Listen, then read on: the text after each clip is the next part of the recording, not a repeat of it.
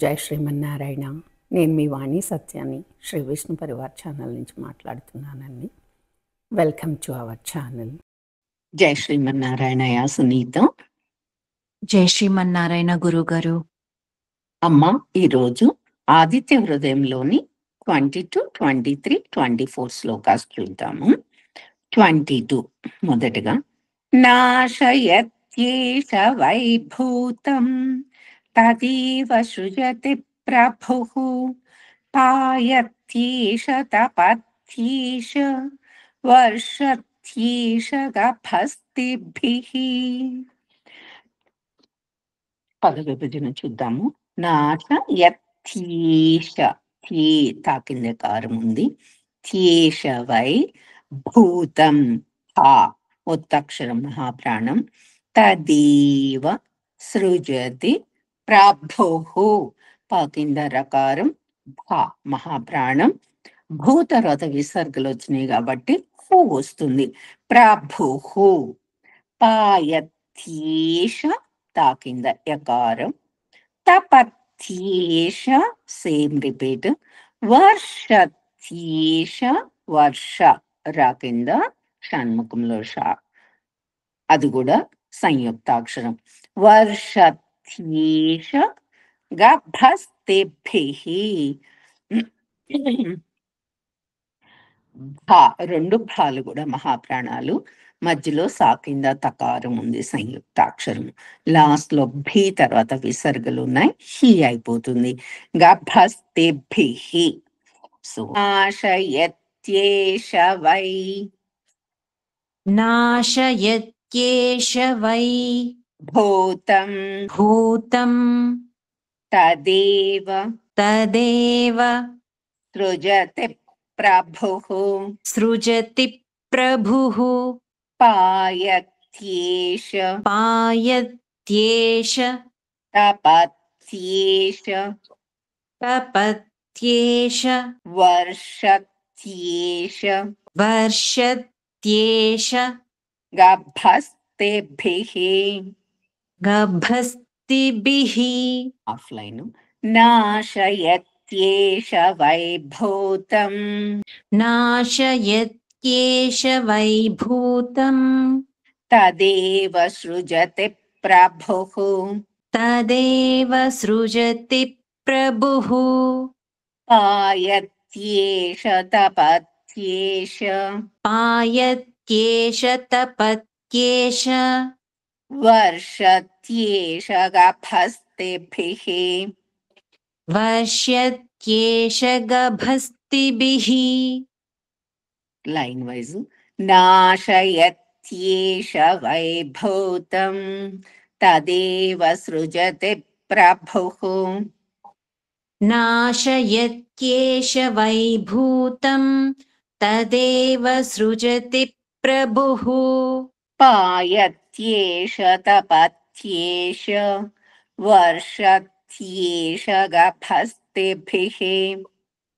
పాయత్యేష తపత్యేష వర్ష్యత్యేష గభస్తిభిః. ఇప్పుడు పూర్తి శ్లోకం ఇద్దరం కలిపి. నాశయత్యేష వైభూతం తదేవ సృజతి ప్రభుః పాయత్యేష తపత్యేష వర్షత్యేష గభస్తిభిః. అమ్మ, 23వ శ్లోకంకి వెళ్దాము. ఏష సుప్తేషు జాగర్తి భూతేషు పరినిష్ఠితః ఏష చైవాగ్నిహోత్రం చ ఫలం చైవాగ్నిహోత్రిణాం. పద విభజన చూద్దాం. ఏష, ఏ దీర్ఘాక్షరం. సుప్తేషు పాకింద తకారం ఉంది. జాగర్తి రాకింద త. భూతేషు భా ఒత్తక్షరం. పరినిష్ఠితః శంకరులు షాకింద టాఠా మహాప్రాణం ఉంది. పరినిష్ఠితః తా తర్వాత విసర్గలు హా వస్తుంది.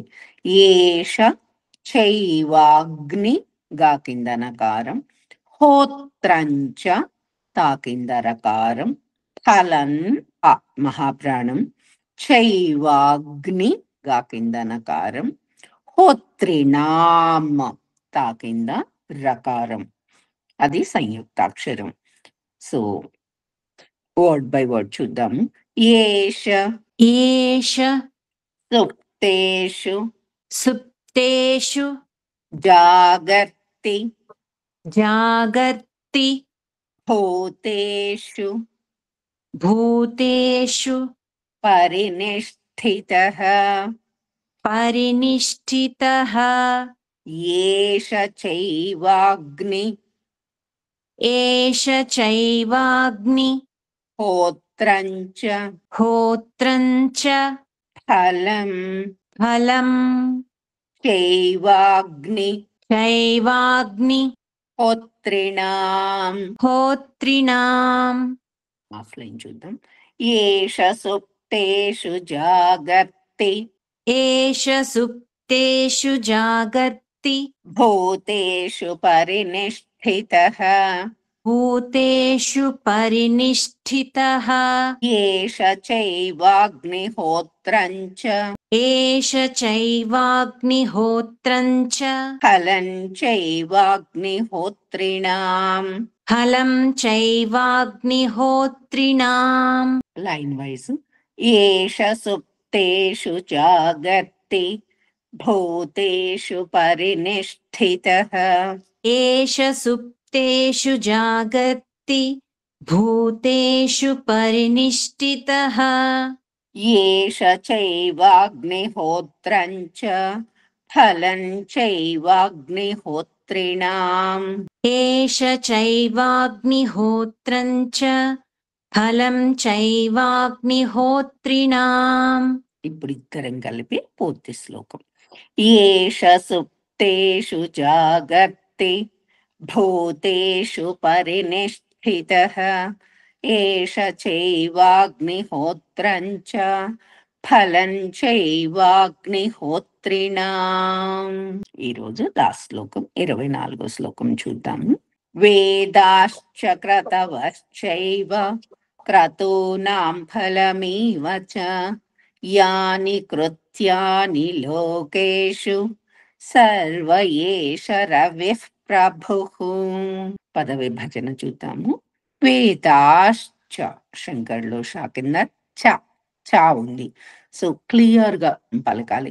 వేదాశ్చ క్రత క్రా కా కింద రకారం, వశ్చైవ అగైన్ శంకర్లో షా కింద చ, క్రతూనాం కా కింద రకారం, ఫలమేవ చ హ మహాప్రాణం, యాని కృత్యాని తా దీర్ఘాక్షరం దాని కింద యకారం ఉంది, లోకేషు సర్వ ఏష సర్వ ఏష రా కింద వకారము, ఏ దీర్ఘాక్షరము, రవిఫ్ ప్రభుహు ప్రభుహు పా కింద రకారం, భా మహాప్రాణము, తర్వాత లాస్ట్ కు విసర్గలు ఉన్నాయి, హూ వస్తుంది. రవిఫ్ ప్రభుహు. ఇప్పుడు వర్డ్ బై వర్డ్ చూద్దాం.